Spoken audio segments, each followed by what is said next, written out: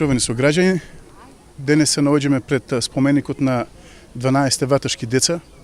Чествуваме 75 години од немилосрдното убиство, зверското мачење и масакрирање на 12 горосцвети, на 12 младинци од селото Ваташа, кои што беа убиени од бугарскиот фашистички окупатор. И до ден денес, еве и после 75 години, се уште трае болката и чемерот за прерано загинетите младинци од селото Ваташа. И колку и да се сака да се избрише историјата, да се занемари фактот, сепак гневот кај македонскиот народ е многу голем, посебно од овие денешните случувања на политичка сцена во Република Македонија.